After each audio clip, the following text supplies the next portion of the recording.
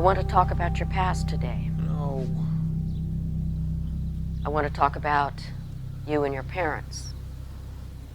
They didn't buy me what I wanted for Christmas.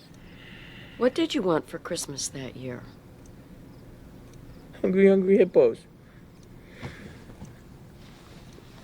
How did you feel being denied these hungry, hungry hippos? Regret. What else makes you feel regret? That I did it again. You did it again? I flooded my school and I burned down that pervert's house. I only have a few days left before they catch me. Did Frank tell you to do these things? I have to obey him. He saved my life. I have to obey him or I'll be left all alone. And then I won't be able to figure out what this is all about. I won't be able to know his master plan. Do you mean God's master plan? Do you now believe in God? I have the power to build a time machine. How is that possible? How is time travel possible, Donnie? Time's up, Frank said. When is this going to happen? Soon.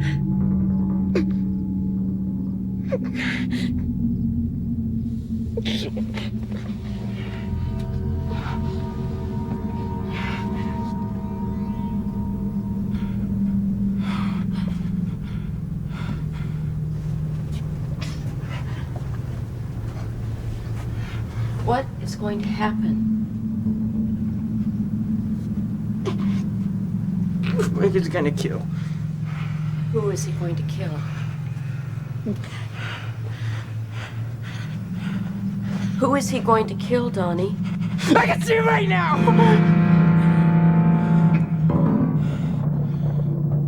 These guys can't open up.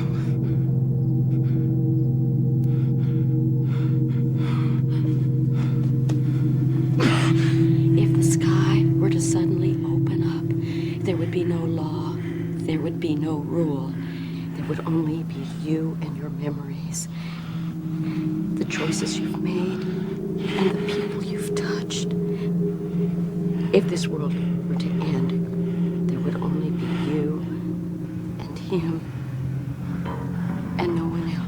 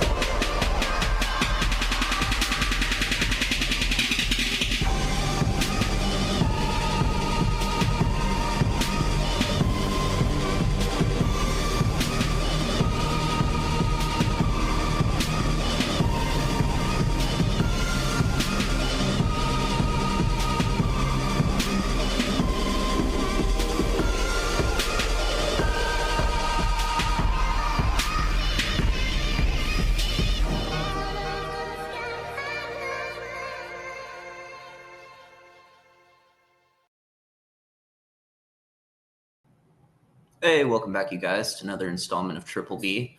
I'm back after my 2-month-long summer vacation, and probably one of the worst summer vacations of all time. Let's see. Fell prey to my alcoholism again. Wound up going to jail for public intoxication after wrecking my car. Got a rental. Kid blew through the stop sign, took out my rental. Drove across the state to get a new car. Car broke down 3 times since. But on top of all that, the story with Larry has not ended. And by that, I mean, I haven't been in communication with him. I pray that he's watching these videos. I really do. I would encourage all of you, if you haven't, please, please, please go and watch The Uninvited Guest. It is a wild tale. And along the way, people got hurt. Throughout the course of that story, a woman got arrested, a child lost his life, and the story is just more wild than anything I expected when getting into this. And, you know, as you all may know, after the Larry situation happened, I was pretty pissed and sad and disappointed. And I just assumed, based off of what was happening, that, he's just fucking lying. He just wanted money. He just wanted to come and, you know, puff up his ego so he could start a cult and come in and do this and do that. And that was just the whole thing originally. None of this was real. All these years I've known this man is just a fucking lie. Spent thousands of hours with this man prior to the filming of this.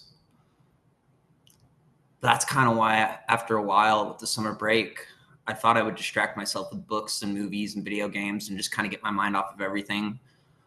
But really, I felt like, you know, Jonah running away from his duty, and I feel like I've been in the belly of the whale, so to speak.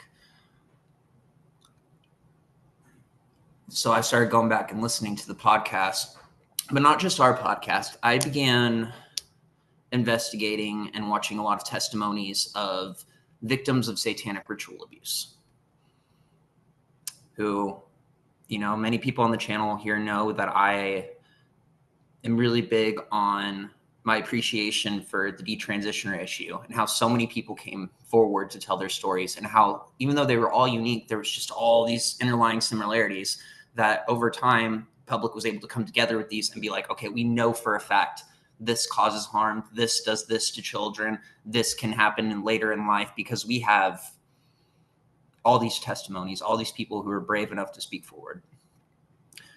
In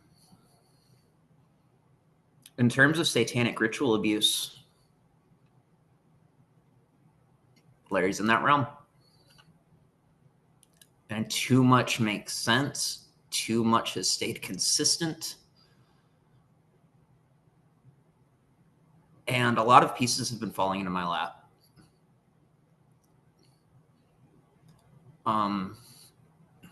I began getting attacked by demons.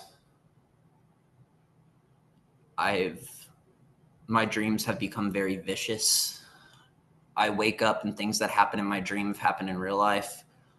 For example, before I got arrested for public intox, I was having dreams for a few weeks extra heavily, because one of the places I go to in these dreams that I have, that I've been going to the same world for years and years and years. There's sometimes where I'm in like this prison, right? And it became really, really heavy I was having interactions with prisoners. I was seeing the faces of people I've never seen before in incredible detail. And at the end of one of the last dreams, the night before I got arrested, there was a prison breakout, and we're all in the yard and we're all looking around, and all we hear in the distance is bang. And we all just kind of look around, and someone says, "Oh my God, that was an officer's gun." And I look around at one of these prisoners who, in my dreams, I believe they're all demon possessed. There's never any more than 6. I look into their eyes. They're sunken in, dark, bloodshot. This guy looked a little more human, but it's so vivid. I turn over and he's just with a revolver in the air, and then the dream just cut off. Next day I'm in jail, and not even thinking about that, I'm unironically joking with the people in the jail. I'm like, look, none of these officers have guns. We could take them. We could run away. Joking, obviously. Joking.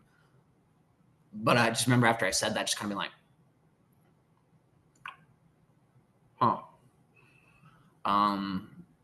I've been getting raped in my dreams. I've been offered beverages. I've been trying to identify glitches within the dreams. And the more I've been able to do that, the angrier they seem to get, the more they try to distract me, the more the stories in my dreams start to change. But without getting too much on that rant,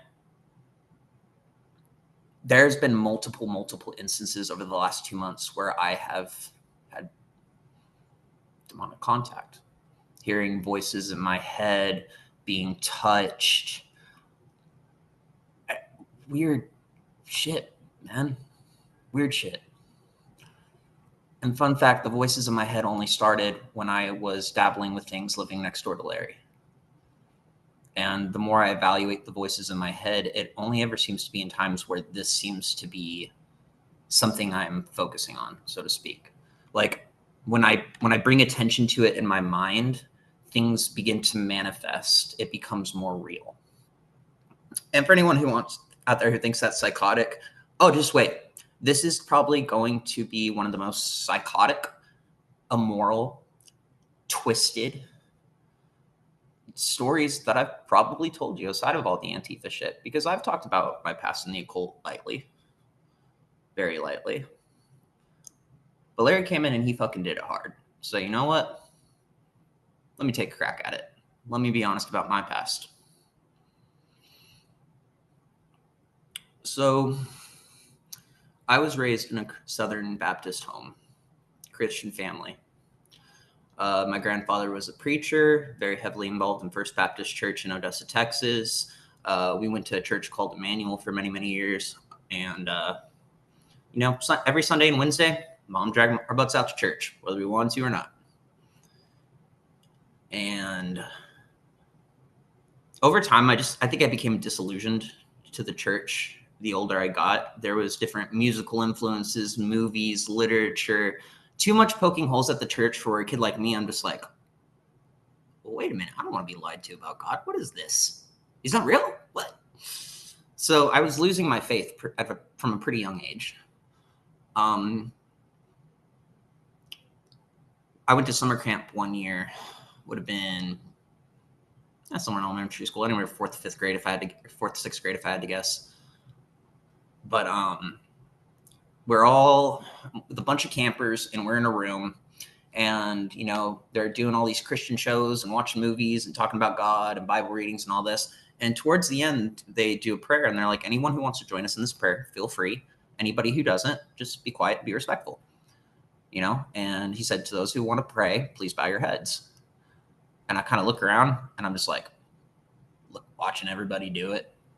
And I'm not really doing it. And I'm just like, well, shit. I had, leading up to summer camp, was a really bad kid, put a lot of stress on my parents. There was a lot of fights going on consistently. And in my head, I was just like, well, maybe this can fix that. So I bowed my head, closed my eyes, and I pretended to accept Jesus into my heart. My stepfather baptized me within a month. I called my mom right afterwards. She was in tears, like happy tears. And I was just like, oh my God, I did it. I got out of this. Life's going to be better now. So lying about a baptism, that's not great. But over time, I had my grandmothers would take me to the bookstore a lot. It was always something I loved to do. And because they were older, I could get away with sneaking in certain books and pretending that there's something else. So I would have my Christian grandmothers buy me books on the occult. Started with Wicca. And over the course of a few years, I began to get more interested in aspects such as the Necronomicon, Aleister Crowley, Anton LaVey, stuff like that.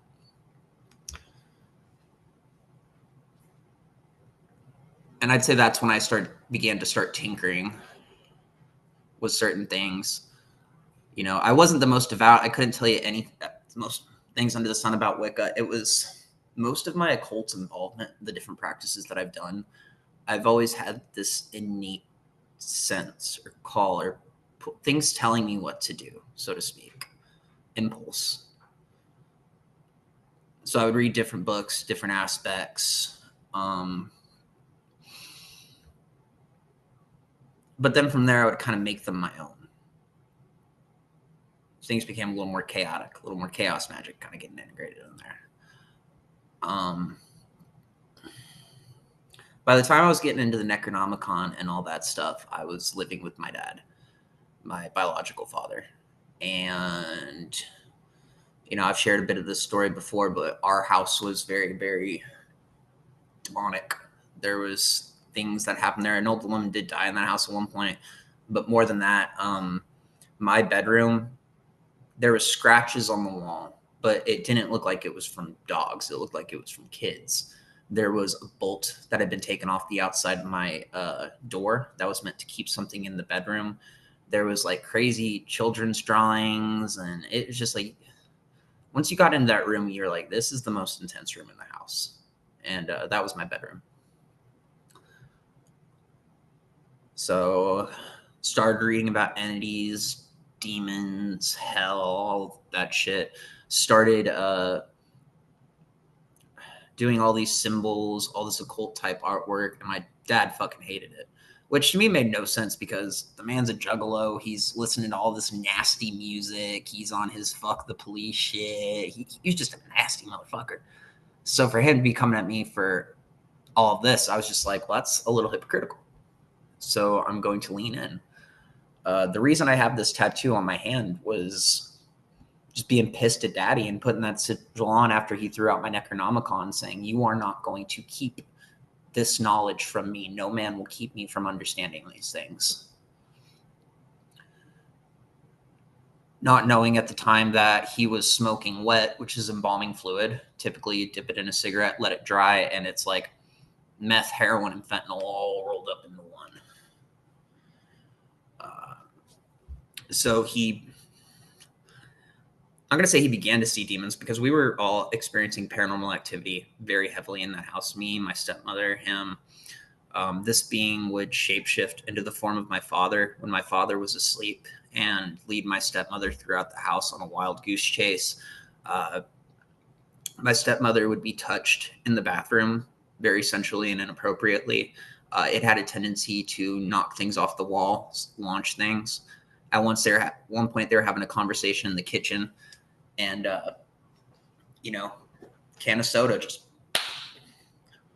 right out of my dad's hand flew across the ceiling. At one point, we had a shelf with like nails this deep into the wall that we came into the kitchen after hearing a loud bang. It sounded like someone was robbing the place or something, and the shelf had ripped itself out of the wall and launched itself across the kitchen. We would often hear footsteps coming from the attic above us. And sometimes those footsteps were inside the attic, but other times it was like someone was running upside down on the ceiling. So at one point, me and my stepmother decided to go up in the attic. We'd never been up there before. And we get up there with the phone. She's going to record things. She feels uneasy. The lights go off. The phone battery drains, and we're just like, nope, not doing that shit. I would see shadow people running along the backyard. There was something really dark about that place. Y'all have heard me tell the story of Dude, my dog, and the tragedy that happened there. He was chained in this backyard. We had a massive flea and tick problem, huge infestation. So he would be chained up in the backyard by himself, day in and day out, bleeding, getting eaten to death by bugs. And a lot of them would hop over from the neighbor's house across the way, and they couldn't take care of their flea problem at all, so we had to deal with it. These same neighbors my dad was in constant conflict with. I'd occasionally go outside, he'd be out there with a shotgun or a machete having to stand off with them, and I'm just like, all right. But on top of that, meeting a lot of people in town who practice the occult, especially within the white supremacist sphere. There's a lot of occultism that goes on there, and I was able to have conversations with people that were a part of that space who believed that the Aryan Brotherhood was going to be the master race that essentially rose to the skies. I knew a dude who sliced off his pinky fingers, sliced off his toes, carved a pentagram into the side of his ribs, peeled the flesh back, threw it on a stove, and fucking ate it. Had his dick split down the middle with like 2 or 3 rings to hold it together. Like, there was those types of people, and I wanted to know more about their beliefs. And it just kind of kept throwing me deeper and deeper and deeper down in this hole. And life just got really weird, and I accepted it because it got so weird so early on. I just made it my normal. So let's flash forward a little bit. Now I'm in Eugene. I'm running away from my father. I'm running away from my past. I'm running away from my family. Nothing can hurt me on the other side of the country. I suddenly have a new reality for the first time in my life, a full-on sense of independence. I'm away from everybody else. And the way my mind interpreted that is, I've been lied to about my reality my entire life. It's time for me to discover what reality truly is. And what better place than Eugene, Oregon, a place filled with LSD and hippies and trippy dippy art, and perfect place. Many people that I met in Eugene had certain entities that they prayed to, worshipped. I had friends who worshipped Nyx, Odin, Aphrodite. There's a big emphasis on Greek and Nordic culture in this sphere, but for me, it was a little bit different. For me, I wanted to make contact with Thoth. And the way I perceived Thoth was that he was a god of time and space and the keeper of the secrets, and that he essentially came from Atlantis and was able to transcend time, space, multiple dimensions. Much of the Freemasons, their order is built on Hermetic principles that stem from Thoth and old teachings such as the Emerald Tablets.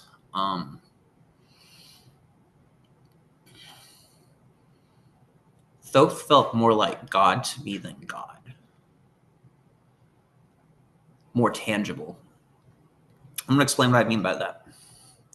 So I have years of practice under my belt. I have tinkered with things. I've manifested things. I've seen things.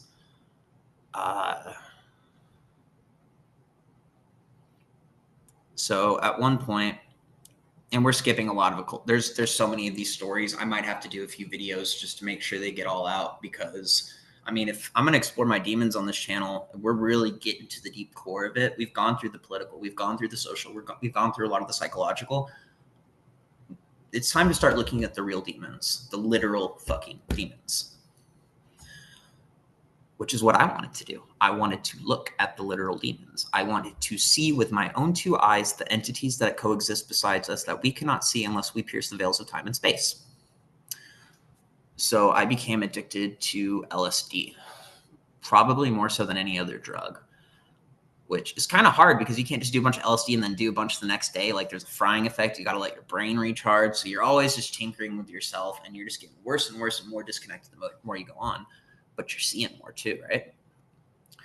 So one of my practices, I had read online about scrying through dark mirrors. There's an old practice. Essentially, it was practiced by John Dee. It's actually practiced by many people in the Muslim community who will look into this black stone, and many people believe that these stones are conscious. But for me, I didn't have any obsidian. I didn't really have a stone. So I learned that if you took a curved picture frame and you painted it purely black, and you got that black reflection in there, then essentially it's good enough for certain aspects. So I would do that under 3-5 drops of LSD. For anyone who takes LSD, 1 is more than enough. You're going to be high for probably 12 to 20 hours. So some of these trips I went on, they would last for days. Days of no sleep. I can't sleep on LSD. So I'd sit there, be midnight, 3 o'clock, be late in the night, and I might be playing something like Suicide Boys or some type of music with like a really dark beat, or like Black Ceiling, the band that I put at the beginning of this music video with all that trippy angel alien imagery, a lot of black ceiling, a lot of witch step, a lot of vaporwave, a lot of things that just kind of tickled your brain, but had like a kind of dark oomph to it, you know? You know, songs that would typically sing about drugs, depression, isolation, suicide, demons, devils, you name it. You create this space, you create your bubble. Everything in magic is an ingredient. It's not just the pentagrams and the candles, it's all the objects you're attached to, everything you gather into your sphere. So I had to create my spaces. But I would do LSD and I'd sit there through the night. All the lights are off. Dark, dark, dark. And this house, which I came into another haunted house. There was a lot of stories that were being told about this place. It was a 2-story home in Eugene, and loved the guy I lived with. He was a really cool guy, but he reeked of death. He'd been around for years, a lot of depression, lost a lot of people in his life, but he was a really worldly guy, you know. But I really loved working or living with him. But then there was this girl that, it's going to sound so dumb. I don't know if she was his daughter, his wife. I don't know how she was related to him.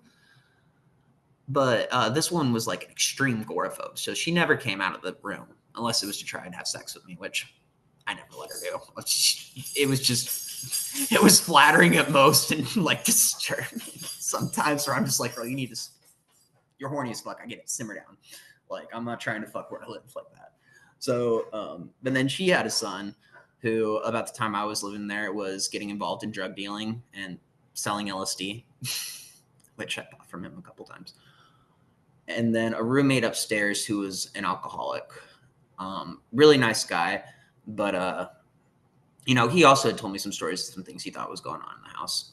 So that was kind of the environment. But just a lot of negativity there. We had rats in the house, cockroaches, cat shit, rat shit. Windows were busted off, black mold, algae. It was pretty trash. But I didn't have anything in my room other than mountains of trash, these little trinkets, and then a mattress on the floor. That's how I was living, surrounded by beer bottles. So this is the space that I occupied. So I would sit there, dosed up on LSD, and I would watch demons. I would watch these entities. And my job for myself was to remain completely unfazed. They're going to lash out at you. They're going to try to hurt you. They might try to rape you. They might try to slit your throat. They might try to scratch at you. You might feel them scratching at you. You do not react. You stand firm. It's kind of similar to the Joe Rogan jester story. You know, how we see these jester-like entities on the other side and how you have to absolve your ego to get past them. What you're doing is you're essentially dropping your defenses and you're allowing yourself to live in that fear. So essentially you become accessible to these things on the other side because now you're entering their territory. They don't fear the dark either. So almost immediately following some of these scrying practices, I began to see shadow people in my room watching me. I would wake up in the middle of the night and I would have night terrors and sleep paralysis attacks. One very vivid one I can remember, I'm being grabbed by my throat and my hair and I'm being dragged up the stairs and I'm being thrown down and there's a pile of glass at the bottom. And then there's like, stairs go down like this and then they go down again. So I'm smacking the wall, rolling around in glass, getting grabbed, thrown back down the stairs into even more glass, getting cut up, scraped, bruised, and then time would reset, but my scars would remain. So I'm getting more and more cut up, more and more bloodied as the shadow demon is laughing maniacally and sending me into a pain loop, essentially. And that became very often, those are the types of attacks that I would experience.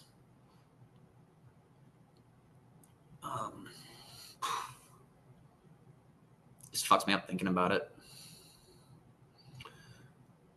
But a lot of these practices, when I'm talking earlier about satanic ritual abuse survivors, I wasn't being ritually abused. I was ritually abusing myself. So when I listen to people's stories like Larry's or others, what I'm beginning to notice, and a lot of these people have been to Epstein's Island, you can find their testimonies.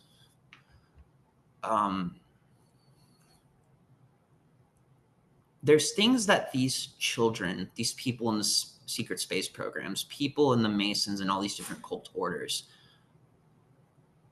people at one point in time had to be groomed to be able to accept these entities. They had to be molested. They had to be hurt. They had to be made to hurt other people. They had to split their consciousness into separate personalities, which we're about to get into.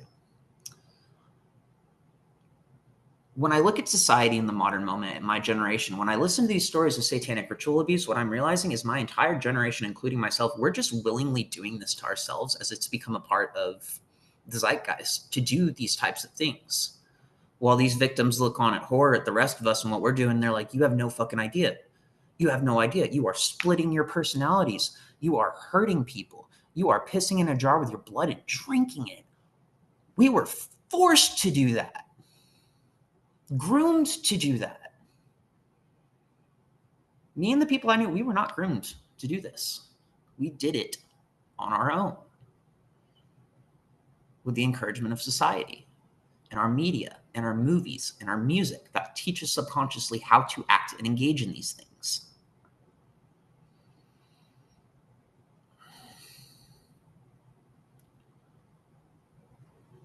Man, I don't even know where to go from here. God damn. And again, we're going to talk about more stuff I never thought I'd talk about publicly. And y'all are going to think I'm a piece of shit. And I think I'm a piece of shit for it because it's a shitty thing to do. Many of these victims of satanic ritual abuse are essentially MK Ultra agents. There is levels of mind washing and mirror practices. Today we release more never-before-seen video and images from inside Jeffrey Epstein's former island home, showing bizarre statues and a cryptic message written on a chalkboard by Jeffrey Epstein himself. The Jeffrey Epstein Island, also known as Little St. James in the Virgin Islands.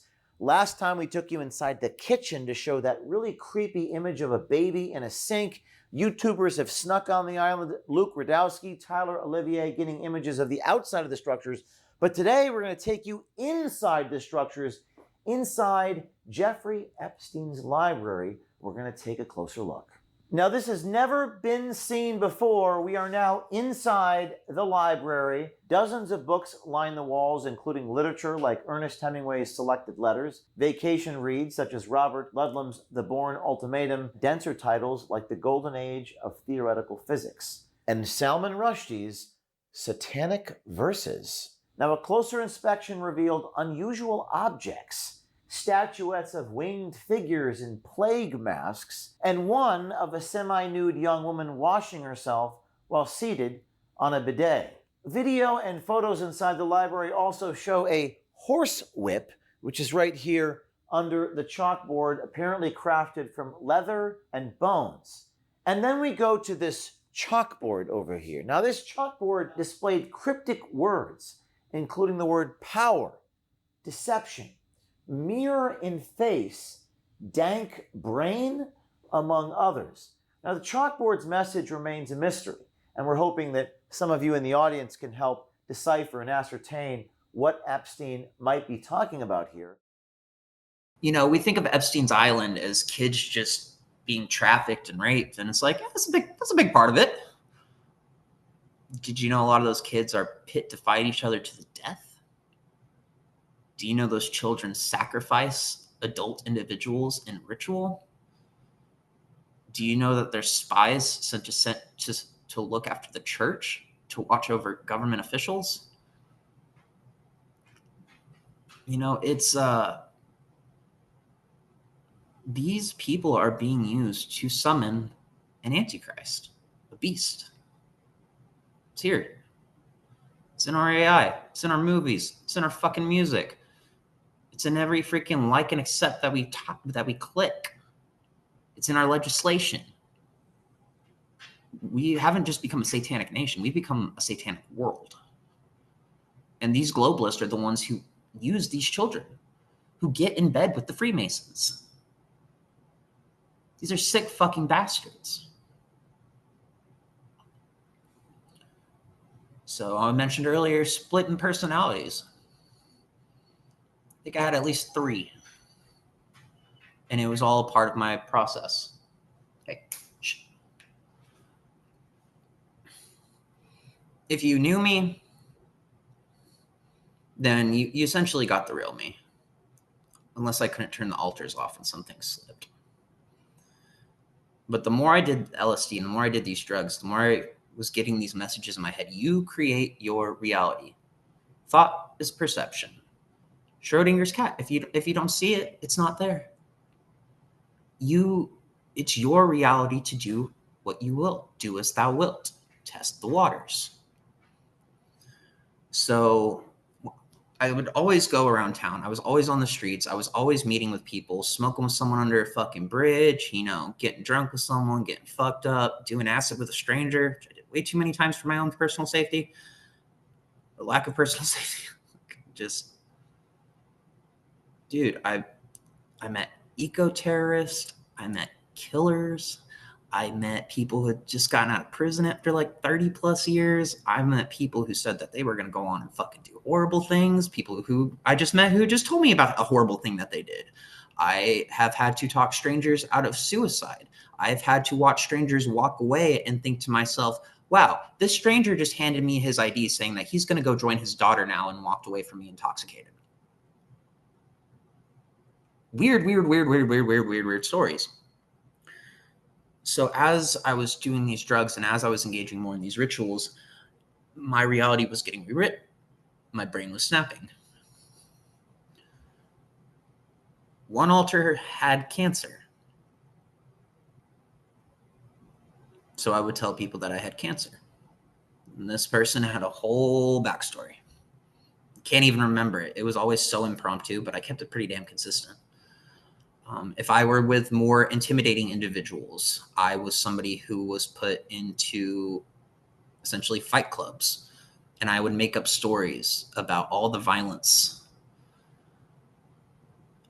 and just like intense shit. I could sit here and say like, as violent as I was in Antifa, I was a pussy. And that's the reality of it. But when I was telling these stories, it was like, no, I was fucking big shot. And we got in these fucking fights and I never got fucked up and and then I can't even remember. Oh, the third was that I was somebody whose ex had just committed suicide. That's the one. That was a hard one to maintain. And I didn't even know why the fuck I was doing it. Once I got away from all this and stopped doing the drugs like that, I was like, do I have a fucking personality disorder? Because if you look at all that, I'm very ashamed of that. But why did I do it? Certain altars would meet certain people. Certain altars would change the synchronicities, so to speak. It's very, very hard to explain. But I was essentially becoming reptilian, which is why I believe that whenever I was getting out of Antifa, that's why I was able to go to the other sides and talk to all these individual people like it was nothing, because I just go into an environment and blend, especially in an area where everybody's fucking psychotic.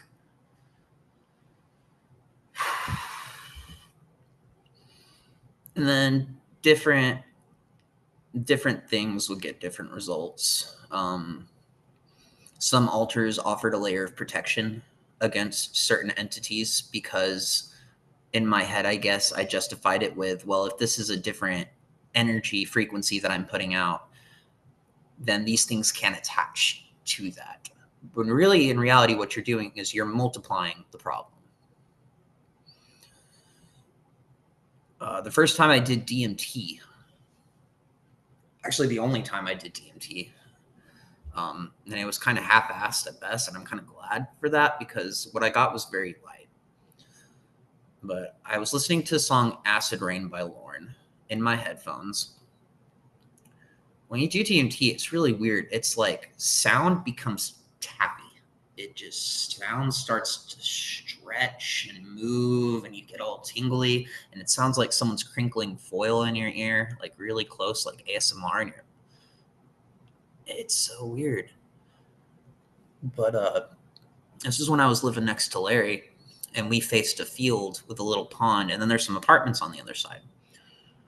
Well, I'm looking out in the field, and then all of a sudden a white mist starts to open up, and the fence line and the grass and the trees, they all just kind of become one, and then a giant white light starts to open up. And the apartments behind it fade, and everything becomes one, and then just reality kind of splits down the middle. And I saw a tall, hazy entity standing in the background, and I believed it to be Thoth. But I also had this feeling at the same time that I couldn't explain. Because when I came out of it, when I described it, it almost felt like I was lying about it, but I wasn't. It's what I saw. But something about the hijack was telling me that this hallucination was built on lies. That this visual presentation itself was a manifestation of a lying nature. And I spent a lot of years struggling with that up until very recently, actually.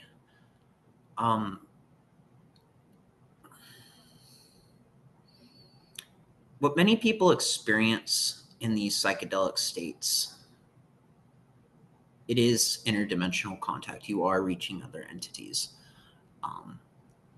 But the Bible tells us that we're in a battle between two kingdoms, different principalities. There's two kingdoms. The reality is, this is God's world, but Earth is the devil's kingdom. This is where he plays when he's not in hell. I believe firmly that the New Age, that paganism, that astral projection, all of these psychedelic hippy-dippy encounters that we're having, they are the great lie. They're the great lie.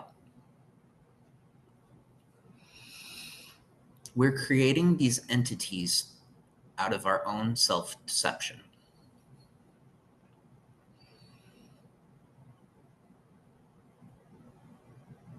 I've never met those. I thought I did. What happens when you play with these entities and with these shadows, these lesser beings? Now, I told you that a lot of people would pray to Odin or this god or this god. When they start tinkering with this magic and things start to happen, something moved by itself, something slammed, something threw itself, I heard a voice, I saw a shadow, all that. Most people seem to be getting deeper into these practices because they believe that these shadow people, these Djinn, these Mimi, these skinwalkers, whatever you want to call them from whatever fucking culture, they think that these are their gods.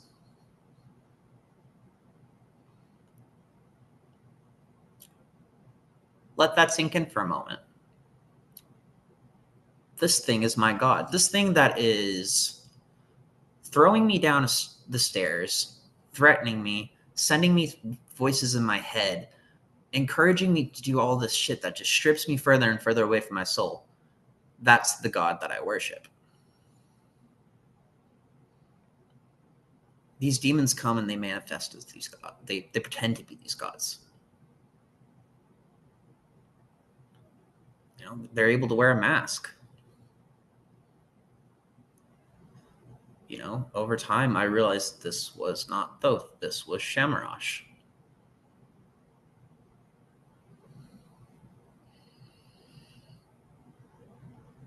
It was pretending to be Thoth so that I would give it my worship, that I would give it my time, that I would give it my energy, that I would give it my all. Because, oh man, like even at the beginning of this channel, you go back and watch it chronologically, dude, I was like, this thing is the next best thing to God. Literally after I saw it, I left the bathroom and I went and told my friend and my husband, I just saw God and it's not what we think it is. Now, of course, I wasn't talking about Shamrosh in that moment. I was talking more about the time and space aspect because that's what I worshipped. The perception of time and space are changing before my eyes and within my perception. That's what I worshipped. Time travel. Y'all starting to see why Larry and I aren't that different?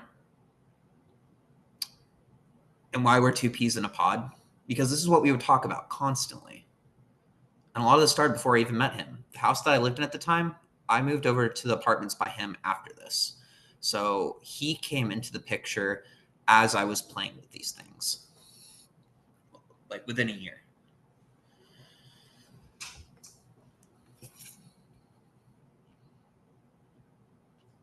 There's a lot more that I want to go into, that we're going to go into. I thought I could sit here and tell it all today, but I'm just sitting here like, oh my God, dude, you're not talking about this. You're not talking about this. You're not talking about this. You're not talking about this. We got a month left. I'm going to crank these things out, do some more solo videos, show you just exactly what the kind of piece of shit that I was, because a lot of people are still behaving like this. A lot of kids who are very susceptible to New Age practices and who are susceptible to devil worship are now engaging with this. And what is happening is now things are breaking forth throughout the veil. Very literally. This is Blue Beam. This is what all the Havana crap is about. This is what all the MK Ultra crap is about. This is what Epstein's about. This is what the lights in the sky are about. They're about to pull off the greatest lie in human fucking history. And the Bible said it would happen.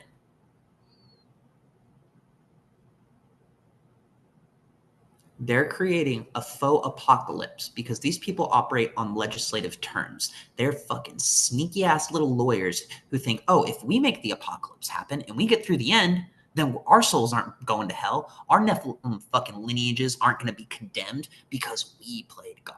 We intervened. We made all the things in the Bible happen, and we made it through the other side because we controlled it. That's what the fuck it is.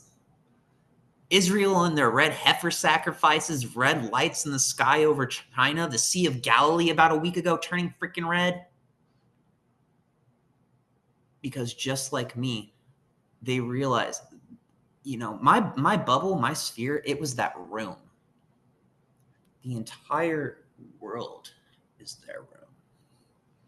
They have placed their trinkets. They have placed their symbols. They have made their sacrifices. They have made their pacts, and they have sold their souls, and we are now in the middle of their spell. True Luciferians. Not, oh, Obama's bad, so we must worship the devil. These people are demonic. And they're playing a fucking game because they want to survive. They don't want to go to hell. They want quantum immortality. They want to put their fucking minds into a robot because they're scared of death. They're scared of judgment.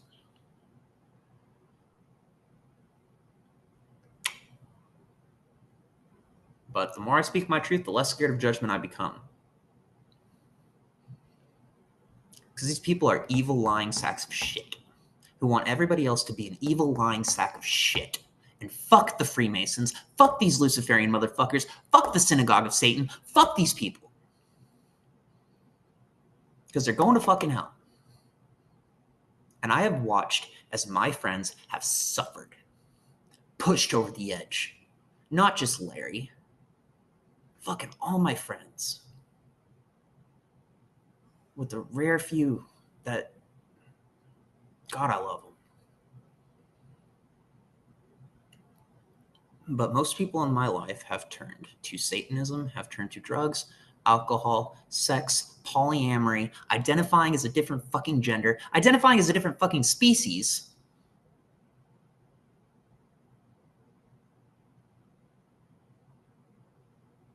We're all being ritually abused. All of us. They practiced on those kids, and now they're going to hide it. Epstein's Island was one freaking island. These things are all over the United States. Arizona, California, Oregon, Texas. Little playgrounds for the rich to do what they want and offer up their sacrifices while the rest of us are forced to burn at their altar. So I don't give a fuck if a demon strangles me in my sleep or a man in a black hat puts a gun in my face tomorrow and executes me. I need to start watching my mouth because I'm a Christian now. I've decided to make that choice, and I need to clean up. And maybe I need to be less resentful of these people. Maybe I need to work on forgiving them. But at the same time, I would much prefer justice before forgiveness for these nasty, evil individuals who torture my friends, who make us live in fear for our safety every fucking day. Right now on the East Coast, almost every morning from like 12 to 3, there's ice cream trucks and black vans going, playing music in the middle of the suburbs at nighttime, and children are disappearing while the police are pretending like it's nothing. Put out simultaneously with that nice new horror movie, Weapons. What happened in 2016? Oh, we have It coming out, and now we have the killer clown craze. These are rituals. And they can get away with it because of our silence. We need to fight for our friends. We need to fight for our family. We need to fight for our God, the one true God. Not these fake-ass little G motherfuckers that were sent here to rot for their sin.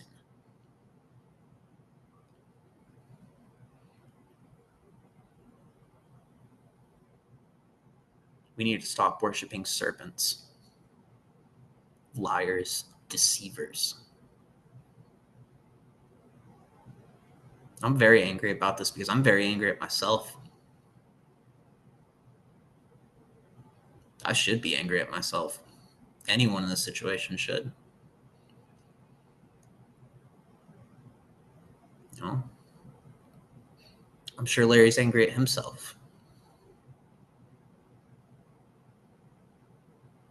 Which hurts. I don't like watching my friends suffer.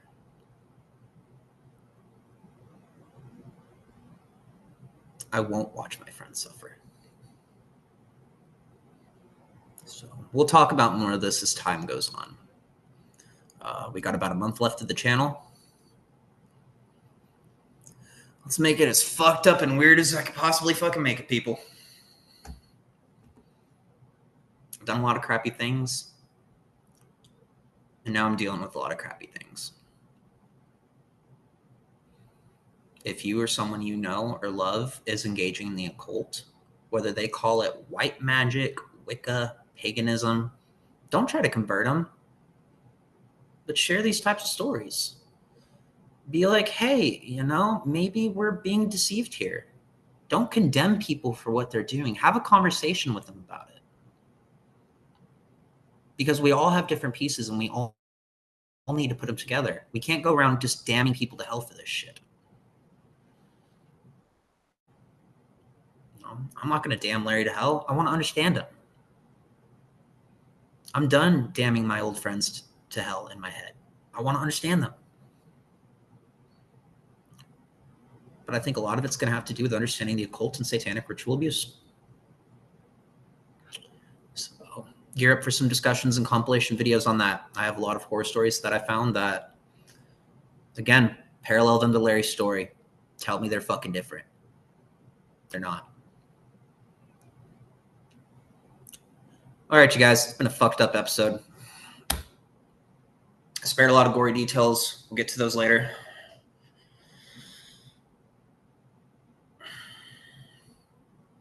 Give up on the devil. Give up on the devil. He ain't good for your health. He ain't good for your heart. He ain't good for your soul. I'm personally going to remove these tattoos because I'm tired of being identified with this filth. All right. I'm going to shut up now. Peace and love, you guys. Miss doing these videos. Hopefully we can get a bunch more out before it's over. Thank y'all. Have a good night.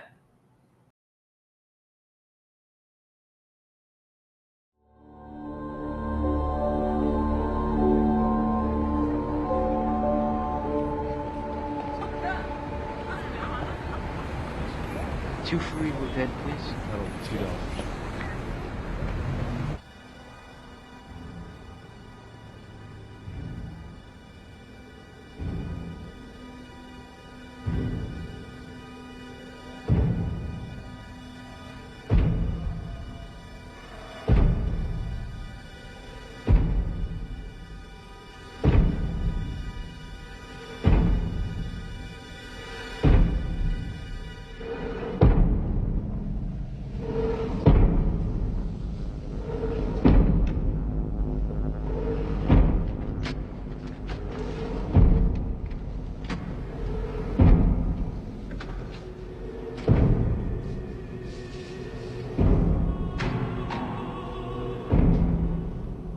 Why you wear that stupid bunny suit?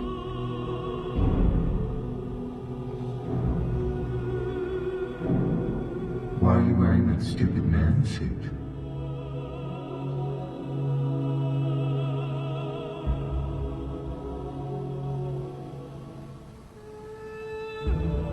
Take it off.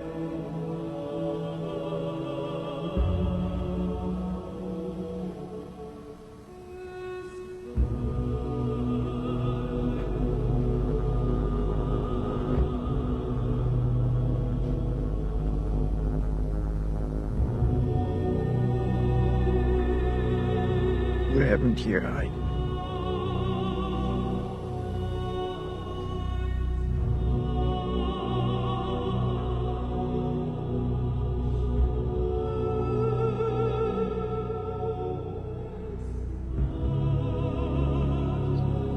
Why do they call you Frank? It is the name of my father. His father before me.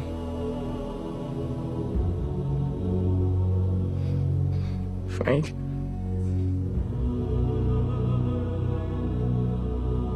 When's this gonna stop? You should already know that. I want you to watch the movie screen. There's something I want to show you.